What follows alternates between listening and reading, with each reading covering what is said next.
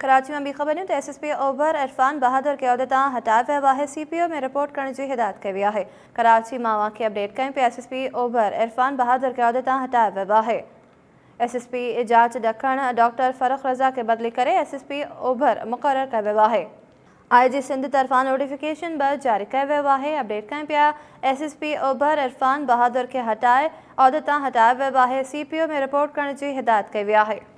IG Sindh तरफ़ां notification जारी कयो वियो आहे। SSP जांच ॾखण डॉक्टर फ़रुख़ रज़ा के बदिली करे SSP ओभर मुक़ररु कयो वियो आहे। IG सिंध तरफ़ां नोटिफिकेशन जारी कयो वियो आहे।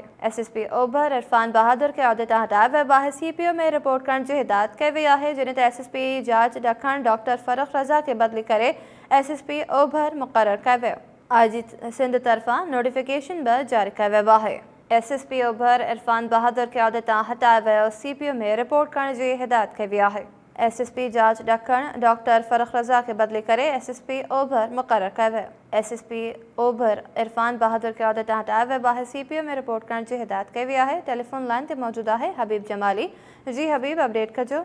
जी बिल्कुल। IG सिंध SSP ओभर इरफान बहादुर के उहिदे तां हटाए छॾियो ऐं उनखे CPO में रिपोर्ट करण जी हिदायत कई ऐं उनखां अलावा ASP इन्वेस्टिगेशन साउथ डॉक्टर फ़रुख़ रज़ा के बदिली करे SSP ओभर मुक़ररु कयो वियो आहे। हिननि मुक़ररनि बदिलियुनि जो IG सिंध तरफ़ां बाज़ाब्ता तौर ते नोटिफिकेशन जारी कयो वियो आहे। जी हबीब जमाली, अपडेट करण लाइ महिरबानी।